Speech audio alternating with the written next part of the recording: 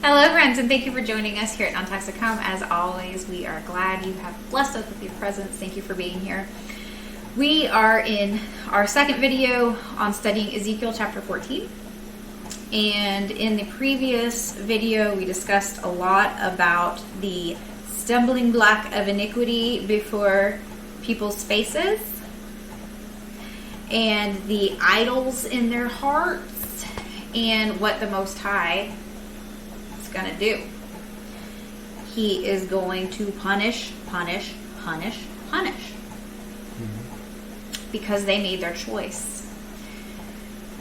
You still have time to make the right choice if you haven't yet. We pray that you do. Please see this previous video that we're referring to, which I will link to below. I will link to everything below if we reference any other videos. Yes, very nice.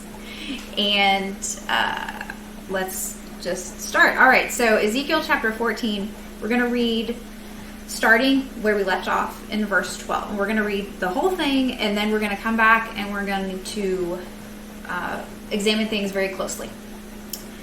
The word of the Lord came again to me, saying, Son of man, when the land sinneth against me by trespassing grievously, then will I stretch out mine hand upon it, and will break the staff of the bread thereof, and will send famine upon it, and will cut off man and beast from it.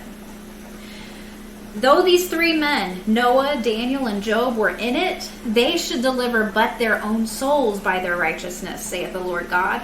If I cause noisome beasts to pass through the land, and they spoil it, so that it be desolate, that no man may pass through because of the beasts. Though these three men were in it, as I live, saith the Lord God, they shall deliver neither sons nor daughters. They only shall be delivered, but the land shall be desolate. Or, if I bring a sword upon that land, and say, Sword, go through the land, so that I cut off man and beast from it. Though these three men were in it, as I live, saith the Lord God, they shall deliver neither sons nor daughters, but they only shall be delivered themselves. Or, if I send a pestilence into that land and pour out my fury upon it in blood to cut off from it man and beast, though Noah, Daniel, and Job were in it, as I live, saith the Lord God, they shall deliver neither son nor daughter. They shall but deliver their own souls by their righteousness. For thus saith the Lord God, how much more when I send my 4 sore judgments upon Jerusalem, the sword and the famine and the noisome beasts and the pestilence to cut off from it man and beast. Yet behold, therein shall be left a remnant that shall be brought forth, both sons and daughters. Behold, they shall come forth unto you, and ye shall see their way and their doings. And ye shall be comforted concerning the evil that I have brought upon Jerusalem, even concerning all that I have brought upon it. And they shall comfort you, when ye see their ways and their doings, and ye shall know that I have not done without cause all that I have done in it, saith the Lord God. I need to reiterate again. Please watch the previous video because I don't want to repeat myself as to what we already said in the last video. So God knows that we aren't that smart, and so he repeats things a lot. So if you're wondering why is there so much redundancy in one section, it's because he knows we're not that smart, and also he knows how propaganda works. And propagandists tell us constantly on the news, on the radio, whatever you listen to, on podcasts, in books, if you go to school, college, over and over and over and over and over and over and over. Safe and effective, safe and effective, safe and effective. Please see my year-long study into that topic on safe and effective. Obviously, this is non-toxic home. So, verse 13. There's a lot in verse 13, actually, to look at. So, Son of man, when the land sinneth against me by trespassing grievously. Wait, the land sinneth? The land? How can the land sin? Well, the land here means land. It doesn't mean earth. But when you look at sin, the word sinneth here, it connotates human failure. Human sin. The central meaning is to miss the mark or fail. So if the land is sinning here, it means that humans miss the mark. They failed. Remember, we humans were put on this earth by our Creator to care for the land. And, I mean, God wanted a friend too, but our responsibility was to care for the land. So that, I wanted to mention that. Yes, we were created so that basically God can sort of recreate himself and have friends, because it'd be lonely, right? To be a creator and not have friends, but you want friends who are like you. It's lonely without a friend. Yeah, we're good friends. We're more than friends, obviously, because we're married. But the world, eternity, would be very lonely without a being such similar to yourself, right? And so that is the purpose of creation, and that is the purpose of suffering too. Because when we suffer, we are refined like diamonds into holiness. And of course, we cannot be with the Most High unless we are holy. And so we endure what we endure in order to attain holiness. And listen to our previous video about how refining you through troubled times or emergencies can get you a more refined heart and understand how to get through emergencies with a sound mind. Right. So when the land sinneth against me by trespassing grievously, obviously it's the land, the state of the land is a result of man. Trespassing is... Go ahead. Oh, it says here to violate one's duty. Mm-hmm. Synonym for sin. And a willing act. Mm-hmm. Grievously. Grievously means a treacherous act or unfaithful. So, if you go way back to Genesis, the earth was given us to care for it. We're supposed to care for it. We're not supposed to pillage it. We're not supposed to pollute it. We're not supposed to produce toxic laundry crap that almost kills people half the time. Sorry, it's a bit of a soapbox for me, because we are in the middle of 6 acres of woods. Our neighbors are in woods, and as of, was it just this year that it started? Mm-hmm. Yeah, just this year it started. Laundry fumes getting into the middle of 6 acres of woods. You watch the commercials about maybe a Downy or whoever. When it says that it is designed to last longer, it is more toxic than something. Back when I was growing up and under my parents' household, it lasted some, but you really didn't smell it after maybe 8 hours, whatever. That is no longer the case, and this young lady gets kind of stupid, quite frankly. Yeah.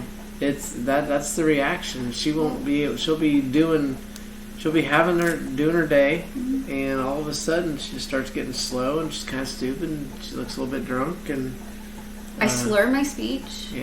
Yeah. Sometimes my throat closes on me completely. Thanks for that, people who are using toxic crap. And cigarette smoke is the same way. Also, Roundup, of course, glyphosate. Oh, chlorpyrifos, DDT. The list just goes on and on as to chemicals. The accepted assertion is that less than 200 of the 70,000 chemicals that have been developed have been fully studied sufficiently, I would assert that it's actually less than 50, quite frankly.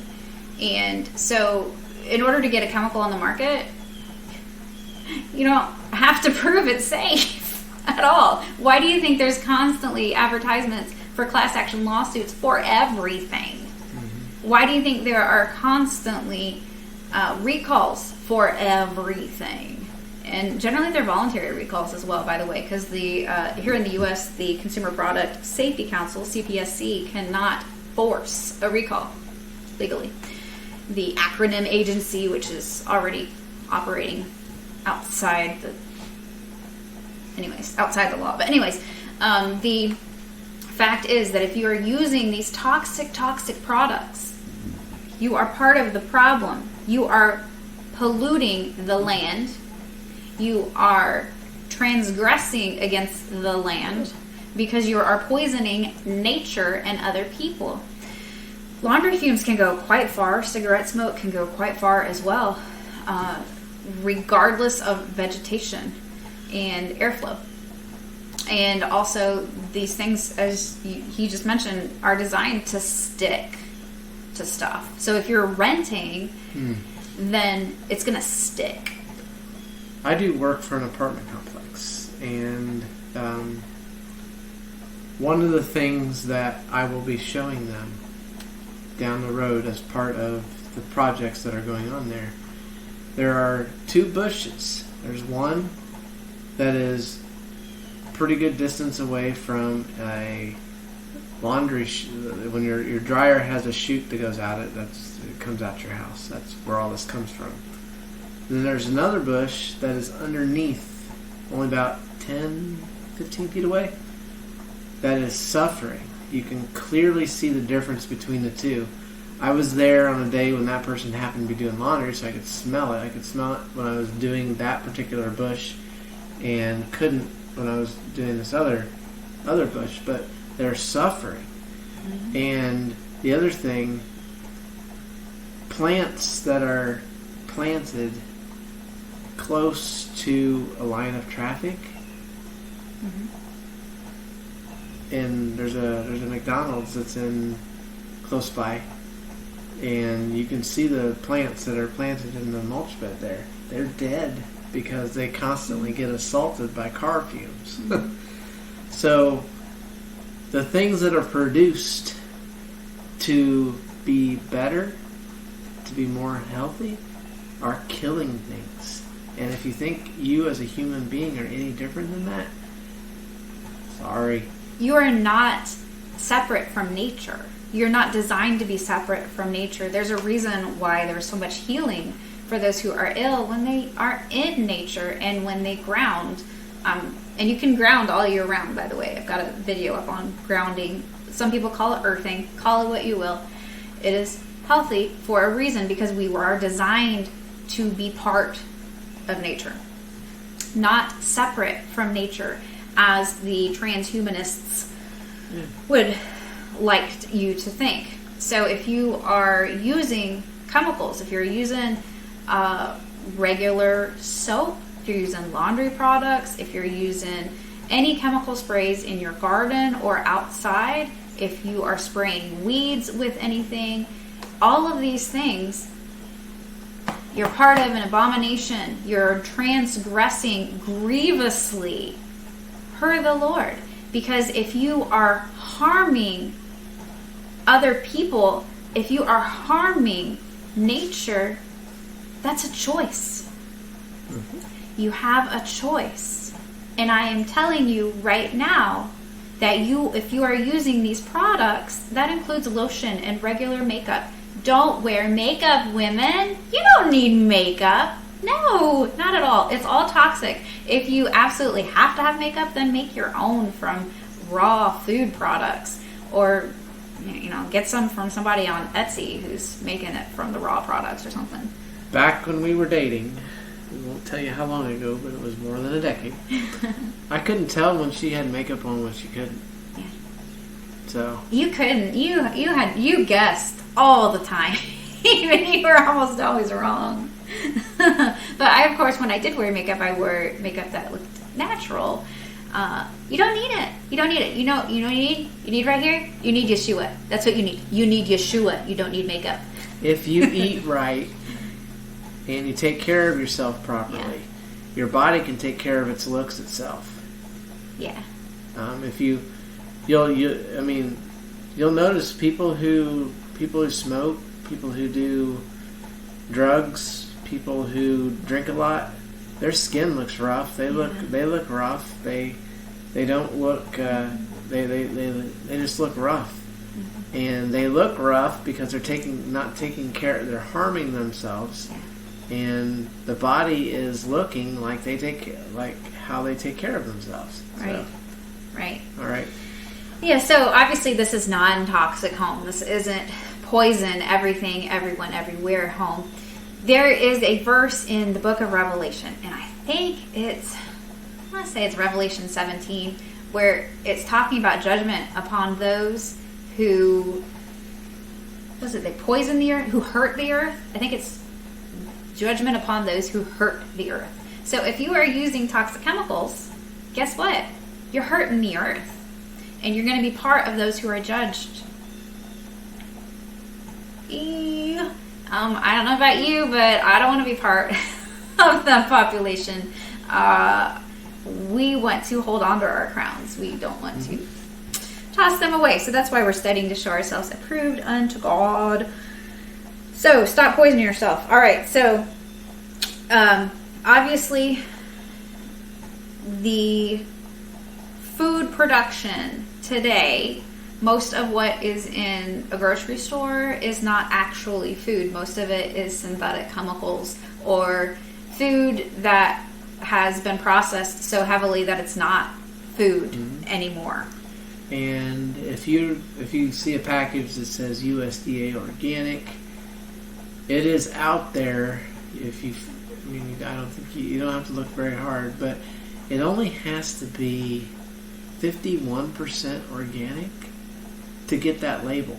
I thought it was 80, but I don't know. No, well, it's way lower than that. It's maybe 51%. Yeah. And the only reason that these companies can say that they are USDA organic is because they pay a lot of money to be organic certified, and we won't go into that. Well, the certification process, the certification organizations are developed by the industry. Again, fox guarding the hen house, another case of that. And the same thing goes with the USDA as well. USDA is a fox guarding the hen house. The acronym agencies in the U.S. do not protect we the people at all. They protect they the corporations. And that includes law enforcement. They police themselves as well. So it's true. That's true. All right. So the land sinneth against me by trespassing grievously. Then will I stretch out my hand upon it and will break the staff of the bread thereof. So the staff metaphorically symbolizes the food supply. So the Most High is going to break the food supply. It also indicates strength and authority. So strength and authority of the bread, of the food. Strength and authority of the food supply today. Who's that?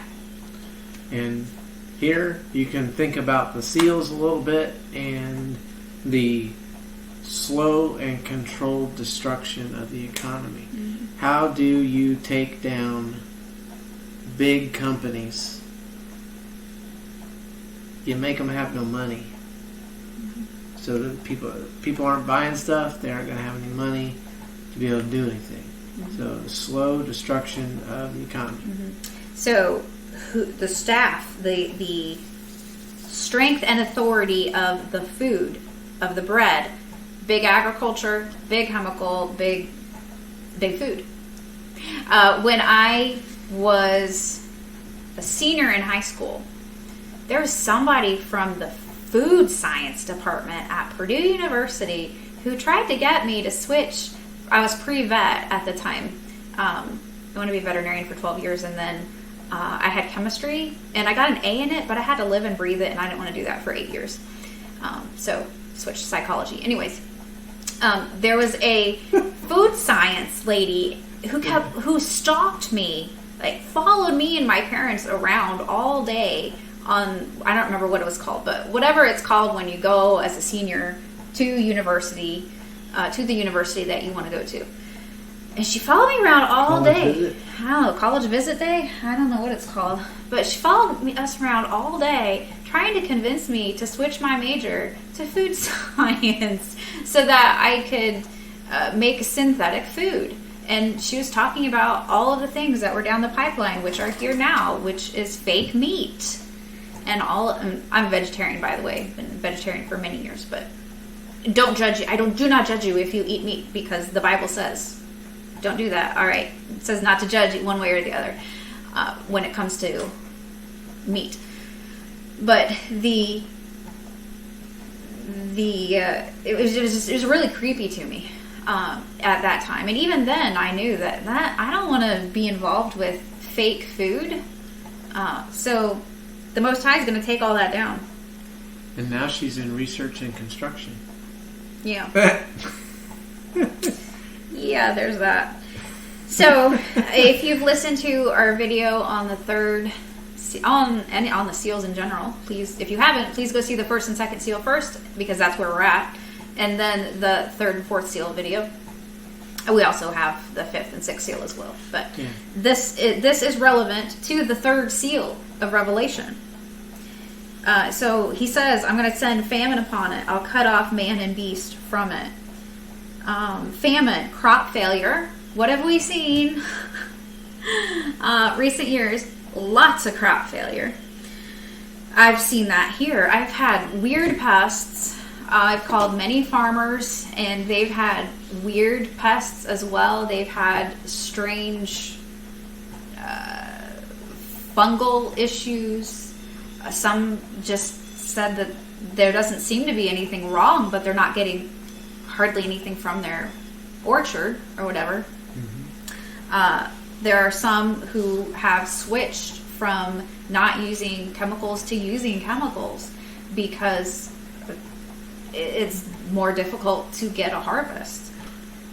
And predators are closer. Yeah.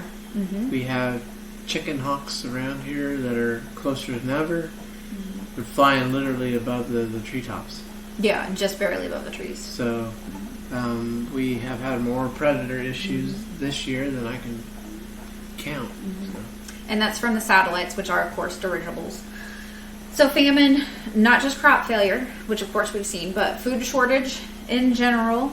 Water shortage as well, potentially, which I find interesting considering Biden's focus on the water supply. And, of course, focus on alienating half of the country as well. We've got a video up on that. An interesting note on. I was going to stay out of that, but an interesting note there. There is a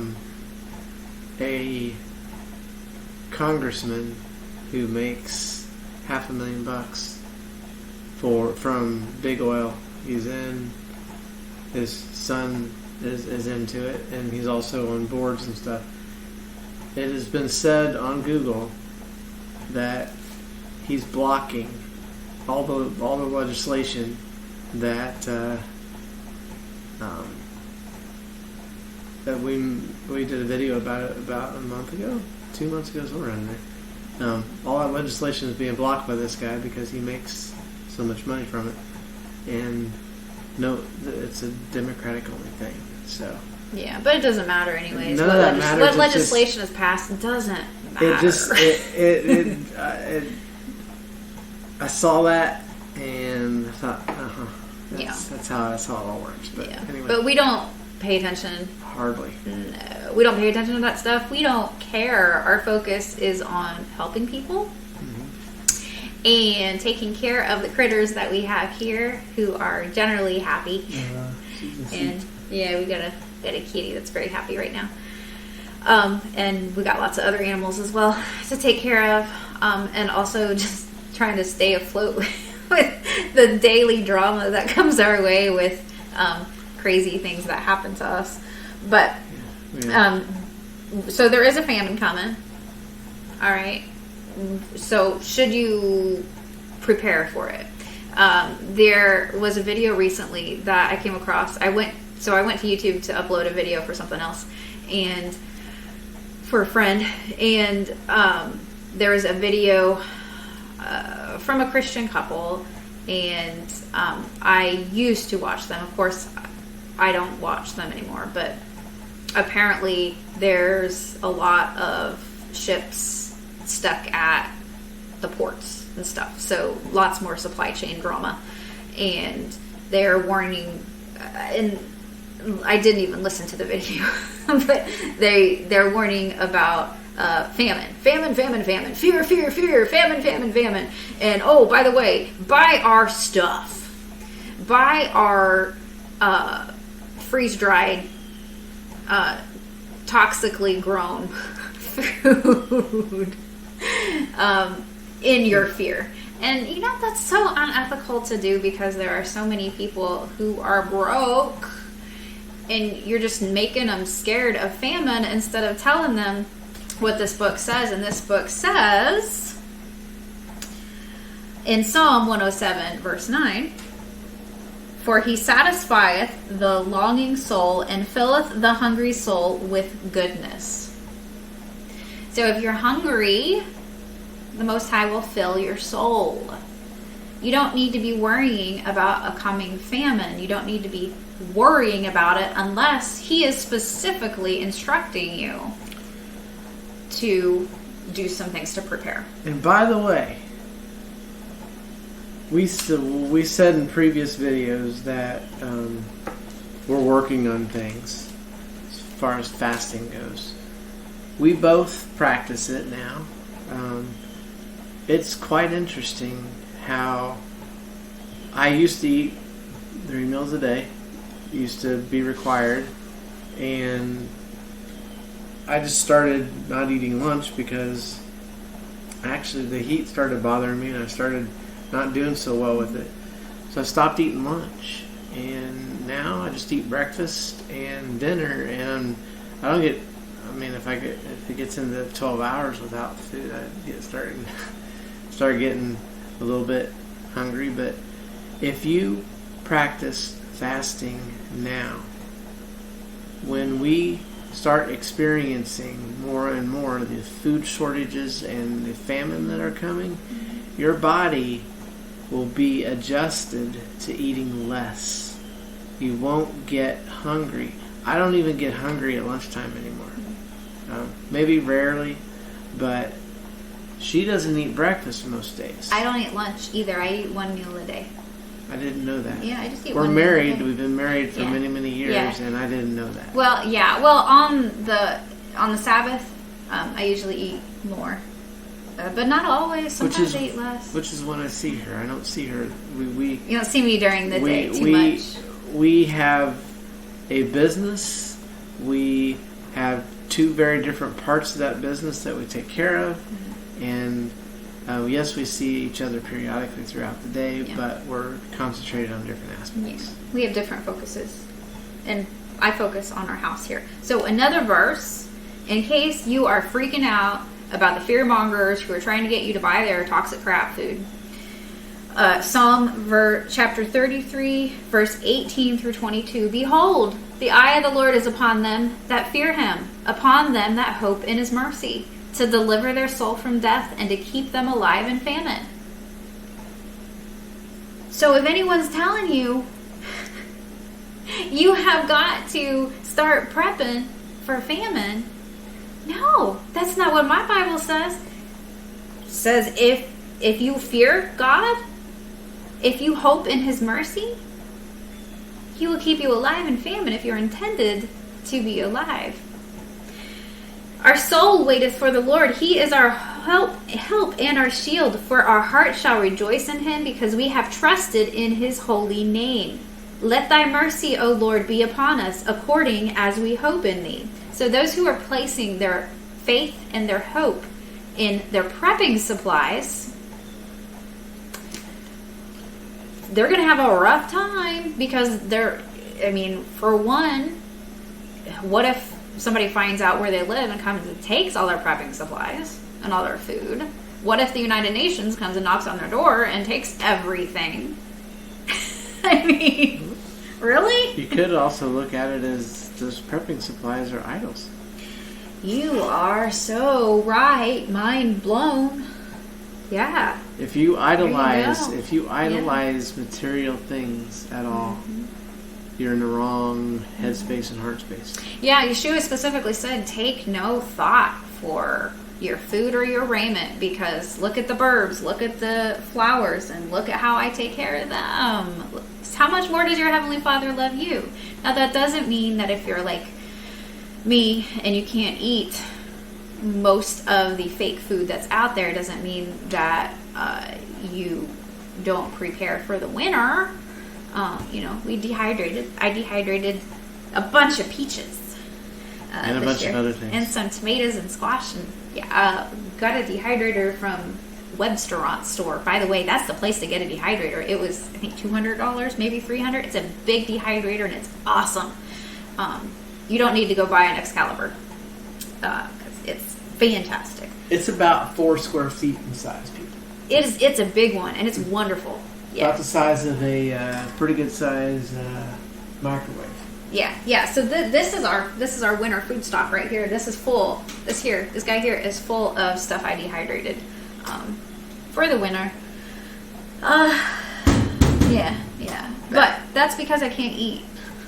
I can't eat toxic crap. And so you gotta have some discernment, obviously. But some people will be called to garden and to plant things and to do things like that. But some people will be called not to stock up on more than a week's worth of food at a time. So you have to be in tune with the Holy Ghost and listening to Him rather than to listening to stupid YouTube videos. All right, so moving on. All right, okay, so that was the third seal about the famine, and it says we'll cut off man and beast from it. Beast here, livestock. Oh man, did you? Unless you're living under a rock, you're probably aware of all the livestock that were needlessly slaughtered in 2020, and the war on meat right now. But everybody says, oh, well, it's evil. It's from the evil people who war on meat. Well, my Bible says that this is a judgment upon the world because the most of the livestock that are raised via factory farming. And look at all the suffering and the toxic chemicals, because that hurts the earth as well. Factory farming does as well. Not just the animals, it hurts the earth as well. And those things are abominations unto the Lord, according to my Bible. So, verse 14, though these 3 men, Noah, Daniel, and Job, were in it, they should deliver but their own souls by their righteousness, saith the Lord God. If I cause noisome beasts to pass through the land, and they spoil it, so that it be desolate, that no man may pass through because of the beasts. We're going to stop right there. So, noisome, bad, or destructive beasts, wild animals. Animal, beast. Basically, it means living thing. So it doesn't actually have to be an animal. Oh, alright. So, if you listen to our video on the Mark of the Beast, transhumanism, could transhumanism come into play? I don't know. We don't know. But it is possible. These could be the destructive, bad, terrifying, noisome beasts. Or it could be some of them. Because many people have sold their soul to the devil. The Bible doesn't specifically say humans, but this word means life. So, let's see. Oh yeah, and also people are being made into beasts by a operant and Pavlovian conditioning, just basic psychology. And everyone's emotional, not everyone, but not you, I hope, but most people are emotional, controlled by their emotions, completely tossed about like waves of the sea. As the Bible foretold, it says that people are going to be like that. They have no love for the truth. A lot of people have so many chemicals in them that they're more synthetic than they are biologic these days. Just an example. I was driving home with a very large load of gravel the other day. A car was behind me 5 feet or so. Now I have a big, large load of gravel, and what if one falls off accidentally? Are you going to be 5 feet behind me and expect that piece of gravel? Even if it's covered, people, even if you have covers on it, that doesn't mean that you're not going to lose some gravel. But it could go right through their windshield. She was just talking about how people aren't so smart these days. Oh my gosh. And I mean, I'm sorry, but how stupid is you? Yeah. So as the end times progress, things are going to get more and more toxic, as they already have. The toxins in this world, this wicked world, have exponentially increased already. Do you know how Febreeze works? Seriously, it doesn't. It blocks your sensory receptors from smelling the actual smell that is there. And it actually kills a lot of those cells in your nose. So do you want to kill your cells in your nose? Really? Seriously? You can't just spray some vinegar in the air and open a window? Run a fan? By the way, spraying vinegar in the air takes the particles that are in the air and drops them to the ground. And I mean, depending on... She had a day when this house was just terrible because she had a bad accident. And it's just basically the burning smell. It was just encapsulating. It was so bad. It took a little extra vinegar that day. But now, it's just fine. Yeah, we spray 50-50 vinegar, by the way. 50% water, 50% vinegar. Spray it in the air. I used it for many, many years. That's all you need. Yep. And we use it for fabric softener as well. Yeah. And I make my own vinegar for next to nothing. With food scraps. Yep. All right, so the noisome beasts could be people. Don't know. But they spoil it. And repeatedly in this chapter, it talks about how it's going to be desolate. It's going to be a wasteland. It's going to be spoiled, barren, a desert even. And so that no man may pass through because of the beasts. By the way, another way that people are controlled is by non-native EMFs, specifically radio frequencies. 5G, the cell phones, Wi-Fi, Bluetooth, all of these things, cordless decked phones, all these things emit very high frequencies that our bodies are not equipped to handle. And the various frequencies that are used have been studied by specifically the U.S. military in particular in the 1950s, 1960s, and there were various projects that the CIA here in the U.S., it's on the books, public record. A lot of the records, of course, were destroyed, and they admitted that they were destroyed. That these things are used for mind control and to control people's behavior, these specific frequencies. And so if you think that you're not going to be impacted by using your cell phone, which by the way, I've got a video up on cell phones in the end times, and by using your Wi-Fi, then you got another thing coming, because we are electrical beings by nature. If you do not have electricity running through your brain, then you are brain dead. If you don't have anything as far as your heart, if your heart stops beating, then you are dead, right? What do you think? How do you think the heartbeat is measured?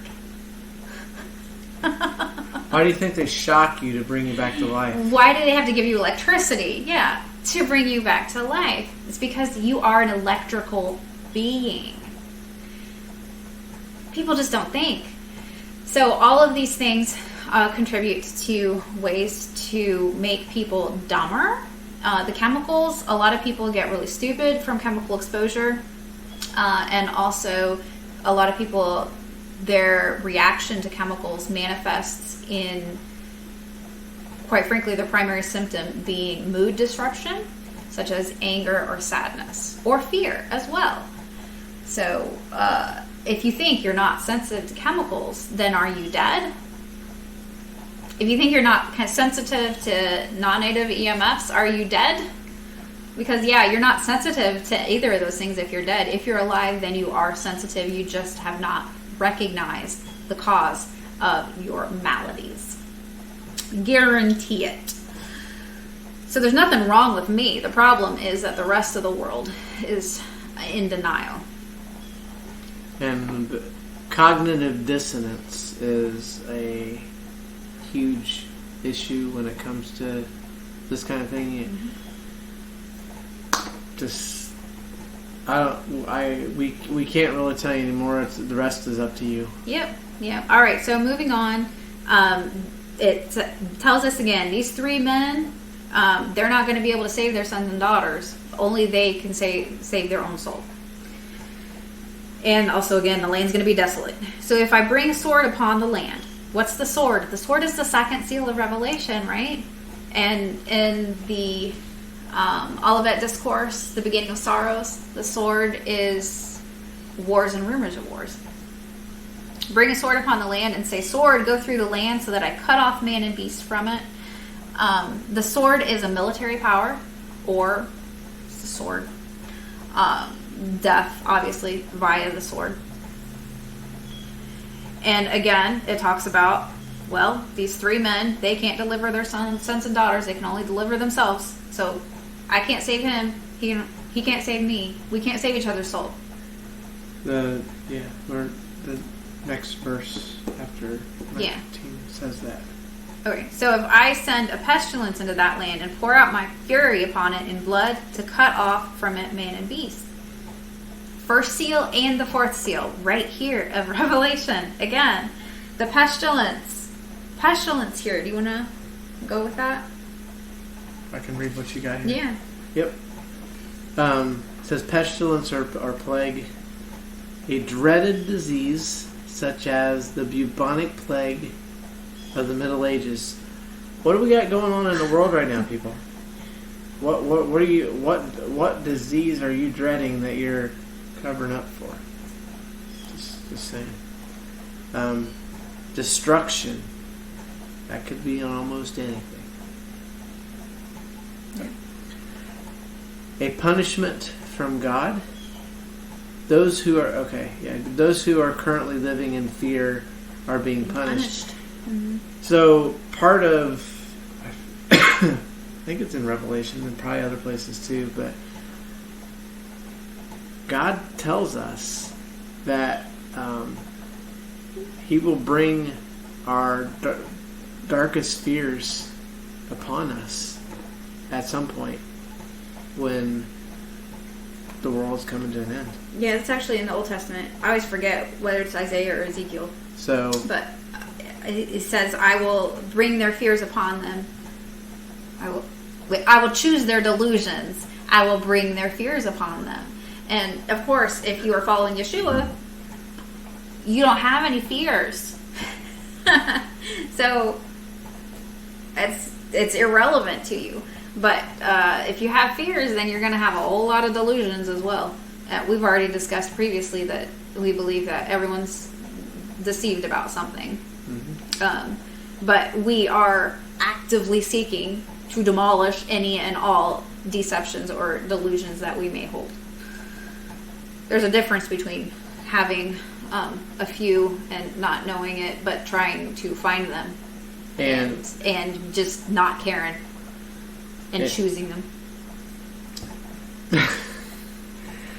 I was just gonna say the best way to I guess get out of the fear cycle and to help yourself with that is, number one, you got to watch what you hear, watch what you watch. One thing that she and I have been slowly working on. We're figuring out how to do it. Make it so that I don't have to use my cell phone so much. Not that you use it much. I don't use it much, but still,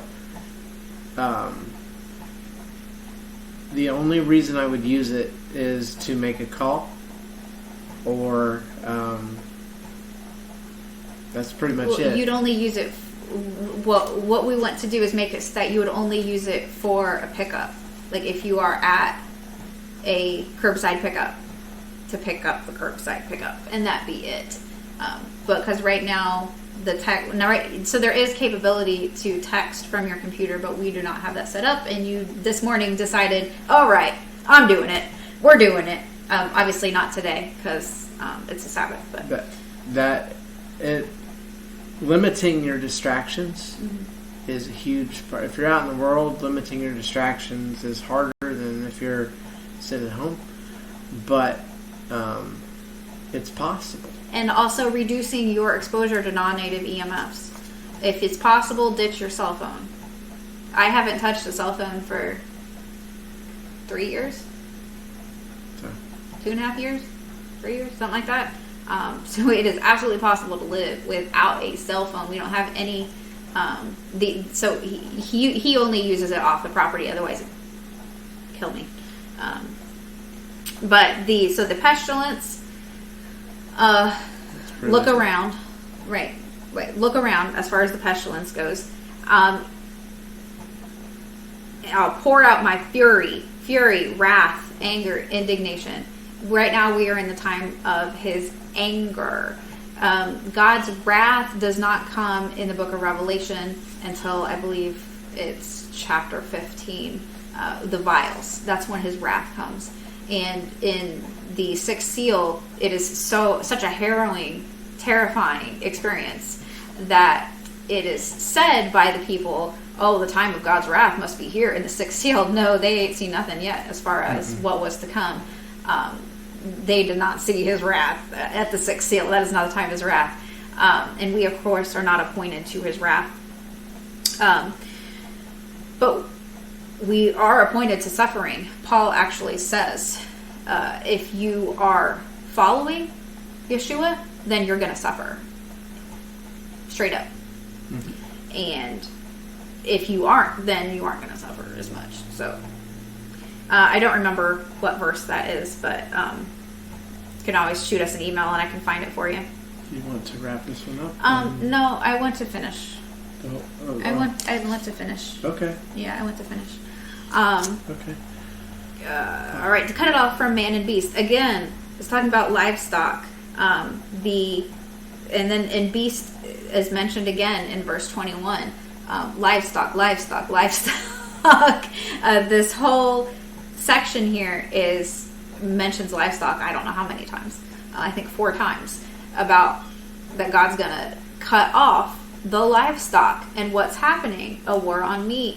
And that's been happening for quite some time now. So it was foretold right here. You want me to? Yeah, go ahead. Okay, I've been waiting for a chance to get it. So, one thing I wanted to mention in verse 20. Where are you at? We're still at 19. You haven't done that. Okay. All right. So verse 19 says, or if I send a pestilence into that land and pour out my fury upon it in blood to cut off from it man and beast. Blood, war, violent shedding of blood, usually resulting in death. Blood here means war, violent shedding of blood, usually resulting in death. For man and beast. And as we discussed previously, beast can mean any living thing. Mm-hmm. So no, wait, not here. So this is a different beast. This is a different word. Okay. Beast here is livestock. Okay. So and cutting off the livestock. Famine. Livestock is considered a what do you call it earlier? Well, some are beasts of burden. Beasts of burden. Not all of them. But, all right. That's all for 19. 20 says, through Noah, Daniel, and Job, for in it, as I live, saith the Lord God, they shall deliver neither son nor daughter, they shall but deliver their own souls by their righteousness. This, it's said a few times before, but this is very important in understanding. We constantly tell you to study for yourself. Don't trust anyone. And it says it right here. There are words in this verse that literally mean pluck. Think about a hawk that flies down and plucks their prey out of the, whether it's a fish or whatever animals you have running around on your property. God will do that to the people who are seeking Him and that He knows love Him. But He'll do so in a good way. Do so. It could be, there's a verse in Isaiah that I think it's Isaiah that she refers to all the time where people are... I can say it. Okay. It's Isaiah 57:1. The righteous perisheth, and no man taketh it to heart, and merciful men are taken away, but no man considereth that the merciful are taken away from the evil to come. So, for the marriages and families where one is a believer, a true believer in Yeshua, and the others are not, then it's possible that the true believer will perish early on, before even the Great Tribulation. Just in the beginning of sorrows, you've got at least 25% of the population dying in the beginning of sorrows, and then more after that. So it's quite possible that that believer might be removed because they're considered a merciful person, and so merciful men are taken away from the evil to come. So that is how the Most High saves His beloved. Not all death is bad. Yeah. And even if it's in a scary way sometimes, just based on what the Bible says, it's not the case. All right. Verse 21 says, for thus said the Lord, how much more when I send my four sore judgments upon Jerusalem, the sword and famine and noisome beast and the pestilence, to cut off from it man and beast. And in there you heard the word sore. And sore means destructive, evil, terrifying. So we've got, for thus said the Lord God, how much more when I send my four destructive, evil, terrifying judgments upon Jerusalem. It also looks like there's more. Yes, there's more to it. Terrifying, severe, painful, misfortune, adversity, trouble. Right. And it also can be referred to as the time of Jacob's trouble, or the Great Tribulation, although the Great Tribulation is only a very relatively short period of time compared to the end times that is disclosed to us in Scripture. The focus is always on the Great Tribulation, this specific period of time. There aren't going to be many real Christians on the earth at that time. It's just not possible based on how many people are going to die during the entire process. I don't see how it's possible that there would be that many. I think the chances are very slim that most true followers of Yeshua, which are, the remnant is tiny, very, very tiny, but we are mighty. Keep on burping. Yep. All right. So, let's see here, verse 22.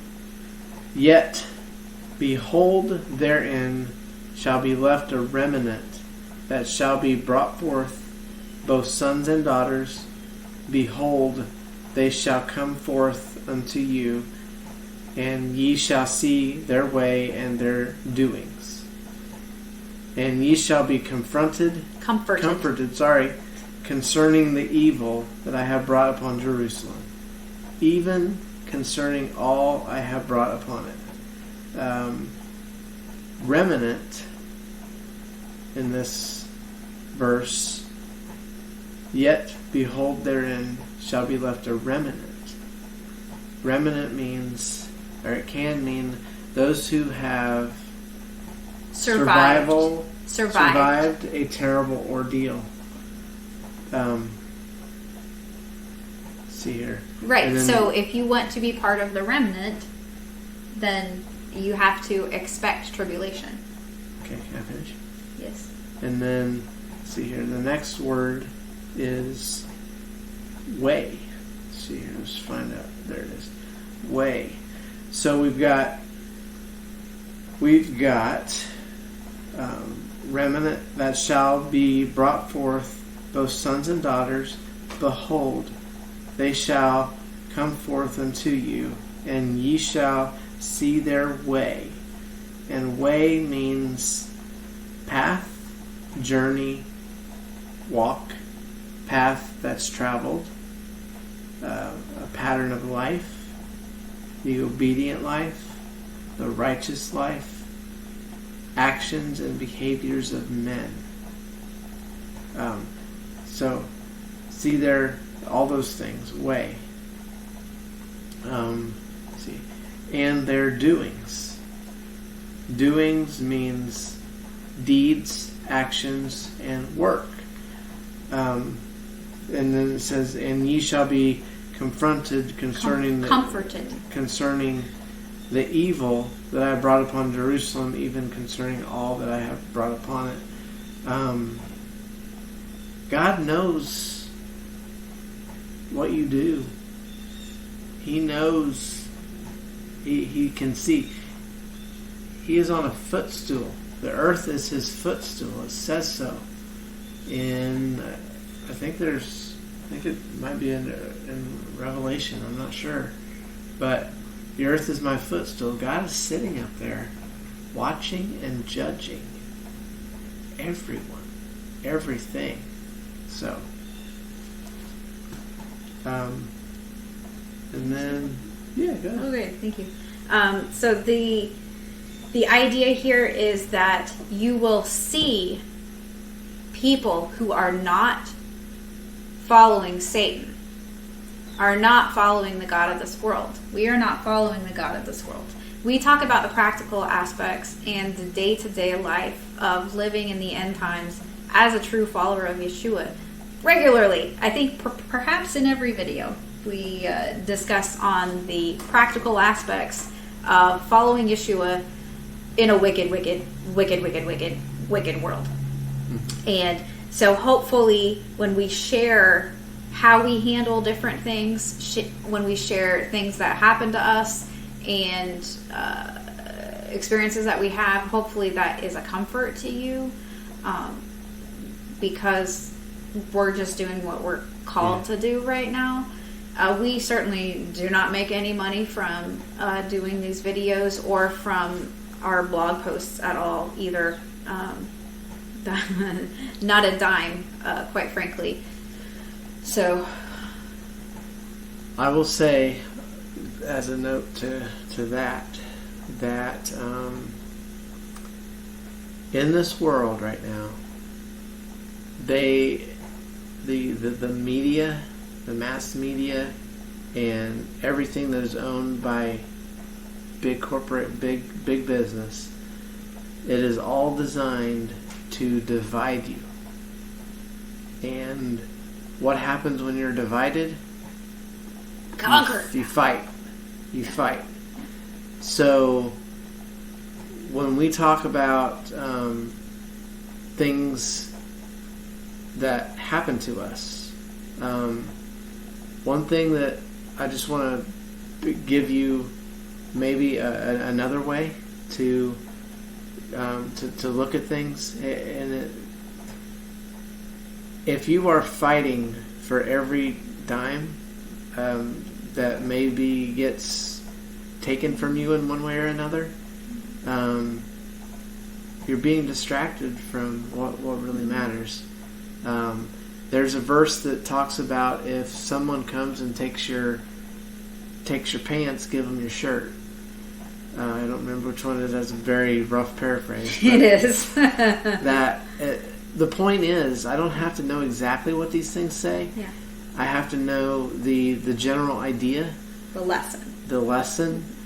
And a common practice that she and I employ all the time is, what is the quickest, stressless way to deal with the situation?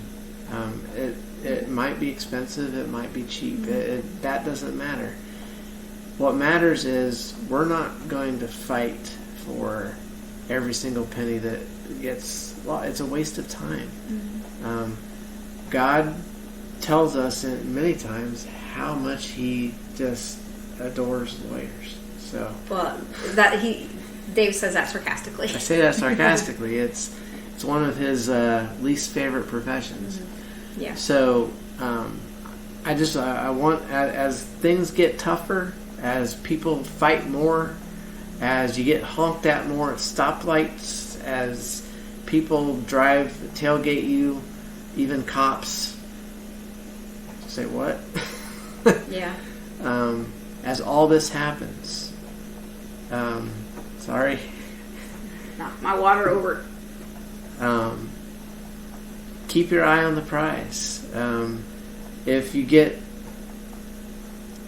If something happens to you financially and you get snubbed money-wise, move on. It's not... Everything belongs to the Lord. Yeah. That means every penny, every dime, every item, every product, every kernel of corn on the face of the earth is His. All the resources are His. So once you realize that and surrender to it, then your viewpoint really changes a lot, quite frankly. We could have sued for a number of things, but gosh, up to probably $25,000 worth? More than that? We have... and no, I don't know if you've ever been involved with anything related to court, but it is remarkably stressful. I used to be a social worker, so I used to have to go to court 3, 4, 5 times a week for clients, and even as a social worker, it was stressful for me. Mostly because the judge expected me to know every single thing about my clients. But lawsuits are not worth the health impact, regardless of what impact stress has. Like, for me, stress could slam my throat shut if I got too stressed out, and so my life is priceless. So that it was a few years ago, 4 years ago or something like that, when we decided, okay, well, we're just gonna have to turn the other cheek and not sue it, because obviously the contractor is gonna do the right thing. Obviously he doesn't care, and this is what he does. So we're not going to get that money back. We were brokety broke at the time, but my life was worth more than whatever the lawsuit would have been. Yeah. And I mean, we're talking 15 grand at least one juncture, but what we're discussing here is, it doesn't matter if it's $5 or if it's $500. It is designed, like she said, it's not ours. It's God's We are doing what we believe to be God's work, and whatever money we make from that is His. Mm-hmm. So to fight for the dime, I mean, if you ask the company to do the right thing once, that's reasonable. Yeah. Hey, you screwed up here. This isn't what you said it was. You ask them to do it once. If they don't, they're not going to change. Don't spend 24 hours fighting for it. Just let it go. I can't. Learning to do that, learning that what you earn, what you make, is God's. Learning that. We're sitting here after a pretty rough week and just totally in comfort and feeling loved, and we had to spend a lot of money this week because a product failed that should not have failed. We spent $3,000 or $4,000 this week because stuff broke that isn't supposed to break, and because I busted up every utility we have. Right, but God knows that everything happens for a reason, and everything happens in God's time. Because if this had happened to us 2 years ago, we wouldn't have been able to fix it. It would have been devastating. We would have had to have the water shut off until we could save up, and then who knew when we'd be able to save up. I mean, that's a lot of money. And also our credit was trashed because of my health stuff over the years. So we didn't have any credit then either. Right now, we have the funds to handle that sort of thing if that comes along. And I could go to the bank and get a loan without a problem. I mean, actually, yeah, you probably could. I absolutely could. Yeah, we don't really do stuff with credit. Not much. And if we do, it's paid off right away. So, yeah. But yeah, I mean, because the credit is a big part of the lie of the Babylonian system. But I wanted to mention those things because fighting, it's a distraction, people. That's what this world wants you to do. It wants you to be fighting. It wants you to be arguing. It wants you to be anything to get your eye off the ball. And so it's okay to ask a company to do the right thing when they do the wrong thing. And it's okay to contact them if something seems hinky and try to find out what happened. That's okay to do that. But if you are trying to fight with them and argue and sue them potentially, that's not what my Bible says to do at all. That sort of thing is going to harm you physically. It's going to harm your spirit as well, because it's going to put hate in your heart. It raises your blood pressure. You can feel it sometimes. Yeah, you get mad. Anger, of course, isn't inherently a sin, but because God gets angry, and rightfully so. But anger isn't inherently a sin, but it drastically increases your chances of sinning. So if you can avoid getting angry, it's a good thing to do. And also, if you're mad, people don't want to listen to you. I mean, we joked this week about how I costed all kinds of money and made none. Right. I mean, awesome week. It was a fantastic week. Yeah. So anyway, I think we're gonna wrap it up here, and we hope that you learned something from it. Maybe take something from the experiences that we have and put them in your own life. Yeah. That's why we're here. We try to take what's in the Bible and put it in our lives and what we're dealing with, and we truly hope that you get something out of it. Seek ye first the kingdom of God and His righteousness, and all these things shall be added unto you. Non-toxic, out.